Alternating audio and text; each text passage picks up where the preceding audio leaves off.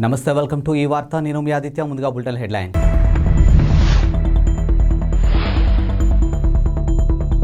లలిత్ పార్లమెంట్లో అరాచకం సృష్టించాలనుకున్నాడు, కోర్టుకు తెలిపిన పోలీసులు.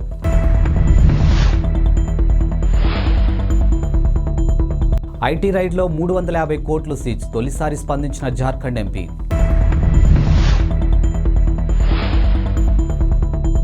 పోలీసులు ఆశ్రయించిన నటి ప్రాణహాని ఉందంటూ ఫిర్యాదు. పార్లమెంటు భద్రతా ఉల్లంఘన ఘటనలో దర్యాప్తు వివరాలు ఢిల్లీ పోలీసులు పాటియాలా హౌస్ కోర్టుకు సమర్పించారు. తమ డిమాండ్లు నెరవేర్చుకునేందుకు ప్రధాన సూత్రధారి లలిత్ సహా నిందితులను ప్రభుత్వంపై ఒత్తిడి తేవాలనుకున్నారని, లోక్సభలో అరాచకం సృష్టించాలని భావించారని ఢిల్లీ పోలీసులు కోర్టుకు తెలిపారు. ఈ మేరకు రిపోర్టును శుక్రవారం సమర్పించారు. ఇక పార్లమెంటు భద్రతా ఉల్లంఘనకు ప్లాన్ చేసేందుకు ఈ కేసులో ఇతర నిందితులు తాను చాలాసార్లు కలిశామని అంగీకరించినట్లు రిపోర్టులోనూ పేర్కొన్నారు. బీహార్కు చెందినటువంటి లలిత్ ప్రస్తుతం కోల్కతాలో ఉపాధ్యాయుడిగా పనిచేస్తున్నాడని ప్రస్తావించారు. కాగా కోర్టు అనుమతి తీసుకుని పార్లమెంటు భద్రతా ఉల్లంఘన ఘటన సీన్ రిక్వెస్ట్ స్ట్రక్చర్ చేయాలని పోలీసులు భావిస్తూ ఉన్నారు. ఈ మేరకు కోర్టు అనుమతి తీసుకున్నట్లు ఓ అధికారి చెప్పారు. ఇప్పటికే లలిత్ను 7 రోజుల పాటు పోలీసుల కస్టడీ కోర్టు అనుమతించింది. ఇక దీంతో మరిన్ని వివరాలు రాబట్టాలని భావిస్తూ ఉన్నారు. శత్రు దేశాలు లేదా ఉగ్రవాద సంస్థలతో ఏమైనా సంబంధాలు ఉన్నాయా అనే కోణంలో లలిత్ను పోలీసులు విచారిస్తూ ఉన్నారు. ఘటన అనంతరం ఏ విధంగా పారిపోయాడో తెలుసుకునేందుకు అతన్ని రాజస్థాన్ తీసుకెళ్తున్నట్టు ఓ అధికారి చెప్పారు. ఇక లలిత్ తన ఫోన్ను విసిరి పారేశాడని, ఇతర నిందితుల ఫోన్లు కాల్చివేశాడని పేర్కొన్నారు. ఇదిలా ఉండగా పార్లమెంటు భద్రతా ఉల్లంఘన ఘటనలో ఇప్పటి వరకు 5 వ్యక్తులను పోలీసులు అరెస్ట్ చేశారు. ఇక సాగర్ శర్మ, మనోరంజన్లు లోక్సభ ఛాంబర్ లోపల అరెస్టు నీలం దేవి షిండేలను పార్లమెంటు భవనం వెలుపల అదుపులోకి తీసుకున్న విషయం తెలిసిందే. ఇటీవలే ఐటీ రైళ్ల సందర్భంగా తన నివాస ప్రాంగణంలో రికార్డుల స్థాయిలో పట్టుబడ్డ 350 కోట్ల నగదుపై జార్ఖండ్కు చెందినటువంటి కాంగ్రెస్ ఎంపీ ధీరజ్ సాహు తొలిసారిగా స్పందించారు. ఆ డబ్బు తనది కాదని, తన కంపెనీలకు చెందిన వ్యవహారాలు తన కుటుంబ సభ్యులు చూస్తుంటారని పేర్కొన్నారు. ఇక ఆ డబ్బుతో కాంగ్రెస్ ఇతర రాజకీయ పార్టీలకు ఎటువంటి సంబంధం లేదని స్పష్టం చేశారు. గత 35 ఏళ్లుగా రాజకీయాల్లో ఉన్న నాపై ఇలాంటి ఆరోపణలు రావడం బాధాకరంగా ఉందని వెల్లడించారు. ఇక ఆ డబ్బు మా కంపెనీలదేనని నేను గట్టిగా చెబుతున్నా. ఇక మేము గత 100 ఏళ్లుగా మద్యం వ్యాపారులతో ఉన్నామని, నేను రాజకీయాల్లో ఉండడంతో వ్యాపారాలపై పెద్దగా దృష్టి పెట్టలేదని పేర్కొన్నారు. ఇక ఆ వ్యవహారాలను నా కుటుంబ సభ్యులే చూసుకుంటున్నారని పేర్కొన్నారు. వ్యాపారం ఎలా సాగుతుందని మాత్రమే నేను అప్పుడప్పుడు అడుగుతుండేవానని ఎంపీ సాహు చెప్పుకొచ్చారు. ఇక తనకు 6 సోదరులు ఉన్నారని, తమది పెద్ద ఉమ్మడి కుటుంబం అని ఆయన చెప్పుకొచ్చారు. ఇక సోదర పిల్లలు వ్యాపారాలు చూసుకుంటున్నారని చెప్పారు. బౌద్ధ్ డిస్టిలరీలతో పాటు సాహుకు చెందినటువంటి ఇతర వ్యాపార సంస్థలపై ఇన్కమ్ ట్యాక్స్ అధికారులు డిసెంబర్ 6న మొట్టమొదటి రైళ్లు శుక్రవారంతో ముగిశాయి. ఇక ఒడిషా, జార్ఖండ్ రాష్ట్రాలు నిర్వహించినటువంటి ఈ సోదాల్లో మొత్తం 353 కోట్లను ఐటీ అధికారులు జప్తు చేశారు. ఇక ఐటీ డిపార్ట్మెంట్ చరిత్రలో తొలిసారిగా ఈ స్థాయిలో డబ్బు లభ్యం కావడం కలకలానికి దారితీసింది. ఇక కాంగ్రెస్ పై బీజేపీ అవినీతి ఆరోపణలు గుప్పించింది. ప్రధాని నరేంద్ర మోదీ కూడా ఓ టీవీ షోలో ప్రస్తావనతో కాంగ్రెస్ ను పరోక్షంగా ఎద్దేవా చేశారు. సిఐడి సిరీస్ లో పోలీస్ ఇన్స్పెక్టర్ పాత్రలో ప్రేక్షకులను మెప్పించినటువంటి నటి వైష్ణవి ధనరాజ్ తనకు ప్రాణహాని ఉందంటూ పోలీసులకు ఫిర్యాదు చేసింది. తన కుటుంబ సభ్యులు తనపై శారీరక హింసకు పాల్పడుతున్నారని ఆరోపించింది. ఈ మేరకు ఎక్స్ లో ఓ వీడియో కూడా పోస్ట్ చేసింది. నాకు సాయం కావాలి, నేను కాశీమీరా పోలీస్ స్టేషన్లో ఉన్నాను, నా కుటుంబమే నాపై వేధింపులకు పాల్పడింది, నా పట్ల దారుణంగా వ్యవహరించారు, న్యూస్ ఛానల్స్తో పాటు సినీ ఇండస్ట్రీ వారు సాయం చేయండి అని ఓ వీడియో పోస్ట్ చేసింది. ఇక వీడియోలో తన నోరు, కుడి చెయ్యి మణికట్టుపై ఉన్నటువంటి గాయాలు కూడా ఆమె చూపించింది. వైష్ణవి తన కుటుంబ సభ్యులపైనే నాన్ కాగ్నిజబుల్ ఫిర్యాదు చేసినట్టు పోలీసులు తెలిపారు. ఇక వైష్ణవి 2016లో నటుడు నితిన్ షరావత్ను పెళ్లి చేసుకుని ఆ తర్వాత కొన్ని రోజులకే విడాకులు తీసుకుంది. ఇక ప్రస్తుతం ఆమె తన తల్లిదండ్రులతో కలిసి ఉంటుంది.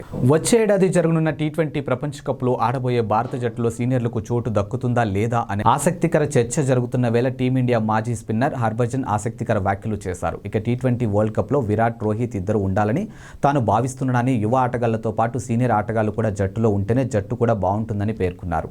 ఇక విరాట్, రోహిత్లకు ఆడగలిగే సత్తా ఉందని, అందుకే వారిద్దరూ ఆడాలని సూచించాడు. ఓ జాతీయ మీడియా సంస్థకు ఇచ్చిన ఇంటర్వ్యూలో బజ్జీ ఈ వ్యాఖ్యలు చేశాడు. ఇక ప్రస్తుతం యువ జట్టులో ఆటగాళ్లు మరికొందరు సమయం ఇస్తే నేర్చుకుంటానని హర్భజన్ అభిప్రాయపడ్డాడు. ఇక మ్యాచ్ ఫలితాలను బట్టి జట్టుని జడ్జ్ చేయడాన్ని మానుకోవాలని, ఈ విషయంలో మార్పు రావాలని అన్నాడు. ఇక ఫలితాలకు సమయం పడుతుందని, టీమిండియా అదే ప్రక్రియలో ఉందని విశ్వాసం వ్యక్తం చేశాడు. ఇక దక్షిణాఫ్రికాలో ఆడడం అంత తేలికైన విషయం కాదని, ముఖ్యంగా బౌలర్లకు మరింత సవాలని పేర్కొన్నాడు. ఇక దక్షిణాఫ్రికా వర్సెస్ ఇండియా T20 సిరీస్పై ఈ విధంగా స్పందించాడు. ఇక వరల్డ్ కప్ ఫైనల్ మ్యాచ్లో ఆస్ట్రేలియా చేతిలో భారత్ ఓడిపోవడంపై హర్భజన్ మాట్లాడుతూ ఫైనల్లో భారత్ కంటే ఆస్ట్రేలియా మెరుగ్గా ఆడిందని అన్నాడు. ఇక ఫైనల్లో బాగా ఆడకపోవడం కారణం భారత్ ఓడిందని, ఆస్ట్రేలియాలో ధైర్యంగా ఆడిందని చెప్పాడు. టీమిండియా ఆటగాళ్లు ఒత్తిడిలో బాగా ఆడలేదని అంగీకరించారు. చెల్లించాల్సిందని వ్యాఖ్యానించాడు. కేరళలోని కొల్లంకు చెందినటువంటి వృద్ధురాల్ని ఆమె కోడలు దారుణంగా కొట్టింది. ఇందుకు సంబంధించిన వీడియో సోషల్ మీడియాలో వైరల్ కావడంతో నిందితురాల్ని పోలీసులు అరెస్ట్ చేశారు. ఈ మేరకు ఎక్స్ వేదికగా పోలీసులు ప్రకటన చేశారు. కాగా వృద్ధురాలిపై నిందిత మహిళ దారుణంగా దాడి చేయడం వీడియోలో రికార్డ్ అయింది. ఇక బలవంతంగా నెట్టడంతో వృద్ధురాలు నేలపై పడింది. అక్కడే ఉన్న ఓ వ్యక్తి తన ఫోన్లోని రికార్డ్ చేసి సోషల్ మీడియాలోనూ షేర్ చేయడంతో వీడియో వైరల్గాను మారింది. ఈ వీడియో కేరళ పోలీసులు కంట్లో పడింది. ఇక దీంతో వెంటనే చర్యలు ప్రారంభించి నిందితురాల్ని అరెస్ట్ చేశారు. ఇక నిందితురాలిపై నెటిజన్లు తీవ్ర ఆగ్రహం వ్యక్తం చేస్తున్నారు. ఆమెపై చర్యలు తీసుకోవాలని డిమాండ్ చేశారు. ఇక నిందితురాల్ని వెంటనే అరెస్ట్ చేయాలని దీపికా నారాయణ్ భరద్వాజ్ అనే సామాజిక కార్యకర్తతో పాటు పెద్ద సంఖ్యలో నెటిజన్లు డిమాండ్ చేశారు. ఇక సమాజంలో వృద్ధులపై ఆకృత్యాలు నానాటికి విపరీతంగా పెరిగిపోతున్నాయని నారాయణ్ ఆందోళన వ్యక్తం చేశారు. ఇక వృద్ధుల పట్ల ఈ విధంగా వ్యవహరించడం దారుణమని ఖండించారు. నిందిత మహిళలు వెంటనే అదుపులోకి తీసుకోవాలని డిమాండ్. వృద్ధురాల్ని తిట్టేందుకు చిన్నారికి కూడా ఆమె శిక్షణ ఇస్తుండడం నిజంగా కలవరపెట్టే విషయమని అన్నారు. కాగా వీడియో పోలీసులకు చేరే వరకు నెటిజన్లు విస్తృతంగా షేర్ చేశారు. దీంతో పోలీసుల చర్యలకు వృద్ధురాల్ని కొడుతున్నదాన్ని పిల్లలు నిలబడి చూస్తున్నట్లు వీడియోలోనూ కనిపించింది. రాష్ట్రంలో పోలీసు నియామకాలు వెంటనే చేపట్టాలని తెలంగాణ ముఖ్యమంత్రి రేవంత్ రెడ్డి ఆదేశించారు. అత్యంత పారదర్శకంగా ఎలాంటి అవకతవకలు లేకుండా ఈ ప్రక్రియ నిర్వహించాలని సూచించారు. ఇక పోలీస్ వైద్య ఆరోగ్య శాఖలో నియామకాలపై డాక్టర్ బిఆర్ అంబేద్కర్ సెక్రటేరియట్లో నిర్వహించినటువంటి సమీక్షలో ఈ మేరకు ఆదేశాలు జారీ చేశారు. ఇక సెలక్షన్ ప్రక్రియలో ఉన్న లోపాలు పరిష్కారాలు రాష్ట్రం ఏర్పాటైన నాటి నుంచి ఇప్పటి వరకు జరిగిన రిక్వైర్మెంట్లపై కూడా నివేదిక ఇవ్వాలని కోరారు. ఇక పోలీసులు ఆర్టీసీ ఉద్యోగులు పిల్లలు కోరుకొండ స్కూల్ మాదిరిగా ఉత్తర దక్షిణ తెలంగాణలో రెసిడెన్షియల్ పాఠశాలను ఏర్పాటు చేసేందుకు ప్రతిపాదనలు సిద్ధం చేయాలని కూడా సీఎం రేవంత్ రెడ్డి అధికారులను ఆదేశించారు. గత 8 ఏళ్లుగా హోంగార్డ్ నియామకాలు లేవని పేర్కొన్న ముఖ్యమంత్రి వెంటనే నియామకాలు చేపట్టాలని ఆదేశించారు. హోంగార్డ్ సేవలను ట్రాఫిక్ క్రమబద్ధీకరణకు వినియోగించాలని కూడా సూచించారు. ప్రధాని నరేంద్ర మోదీకి ఇప్పటి వరకు వివిధ దేశాలు అంతర్జాతీయ సంస్థలు ఎన్ని అవార్డులు ఇచ్చాయని బీజేపీ రాజ్యసభ సభ్యుడు జీవీఎల్ నరసింహారావు అడిగిన ప్రశ్నకు కేంద్రం బదులిచ్చింది. ప్రధాని మోదీకి 2014 నుంచి ఇప్పటి వరకు ఎన్ని అంతర్జాతీయ పురస్కారాలు వచ్చాయి అని ఇవాళ రాజ్యసభలో తాను ప్రశ్న అడిగినట్టు జీవీఎల్ వెల్లడించారు. ఇక తన ప్రశ్నకు విదేశీ వ్యవహారాల మంత్రిత్వ శాఖ జవాబు చెప్పిందని తెలిపారు. మోదీకి ఇప్పటి వరకు 14 దేశాల అంతర్జాతీయ అవార్డులతో పాటు ఐక్యరాజ్య సమితి అత్యున్నత పర్యావరణ పురస్కారం కూడా లభించిందని కేంద్రం వివరించిందని జీవీఎల్ తెలిపారు. ఇక దీంతో ప్రపంచ దేశాలు భారత ప్రధాని నాయకత్వాన్ని బలపరిచినట్లు స్పష్టమైందని పేర్కొన్నారు. ఈ మేరకు కేంద్రం లిఖితపూర్వకంగా ఇచ్చిన జవాబు పత్రాలను కూడా జీవీఎల్ తన ట్వీట్కు జత చేశారు. హైదరాబాద్ శివారు సూరారం పోలీస్ స్టేషన్ పరిధిలో ఓ దొంగ స్థానిక పోలీసులకు ముచ్చెమటలు పట్టించాడు. ఓ ఇంటిలో దొంగతనం చేసి పారిపోయే క్రమంలో చెరువులో దూకి మధ్యలో కూర్చుండిపోయాడు. అతని కోసం పోలీసులు రాత్రి వరకు వేచి చూస్తూనే ఉన్నారు. అతని చెరువు మధ్యలో నుంచి బయటకు రప్పించేందుకు ఎన్నో ప్రయత్నాలు చేశారు. ఇక శుక్రవారం సాయంత్రం సూరారం పోలీస్ స్టేషన్ పరిధిలో ఓ ఇంట్లోకి చొరబడి దొంగతనం చేశాడు. అతను బయటకు వెళ్లేలోపు ఇంటి యజమాని వచ్చాడు. అక్కడి నుంచి తప్పించుకునే క్రమంలో కొంత దూరంలో చెరువులో దూకాడు. ఈదుకుంటూ వెళ్లి చెరువు మధ్యలో ఉన్న బండరాయిపై కూర్చున్నాడు. విషయం తెలియగానే ఘటనా స్థలానికి చేరుకున్న పోలీసులు అతన్ని బయటకు రప్పించే ప్రయత్నాలు చేసి విఫలమయ్యారు. ఇక పోలీసులు ఎంత నచ్చ చెప్పినా బయటకు రాలేదు. చీకటి పడడంతో పోలీసులు దొంగను ఎలా పట్టుకోవాలా అని ఆలోచిస్తూ ఉన్నారు. ఇక చెరువులోకి దూకిన దొంగ కళ్ల ముందే కనిపిస్తున్నప్పటికీ ఎలా పట్టుకోవాలో తెలియని పరిస్థితి నెలకొంది. ఓ వ్యక్తి ప్యాంటు జేబులో సెల్ ఫోన్ అకస్మాత్తుగా పేలింది. ఈ ఘటన జోగులాంబ గద్వాల్ జిల్లా గద్వాల్ పట్టణంలో చోటు చేసుకుంది.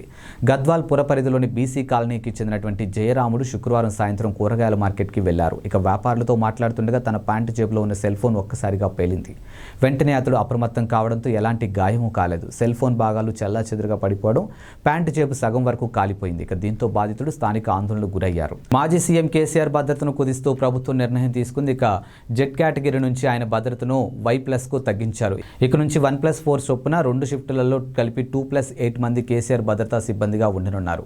కేసీఆర్ నివాసం వద్ద నిరంతరం గార్డులు కాపలా ఉంటుంది. ఆయన ఇంటి పరిసరాల్లో మప్టీలో సిబ్బంది ఉంటారు. ఇక కేసీఆర్ బయటికి వెళ్ళినప్పుడు పైలట్ ఎస్కార్ట్ భద్రత యథావిధంగా కొనసాగుతుందని ప్రభుత్వ ఉత్తర్వులో పేర్కొంది.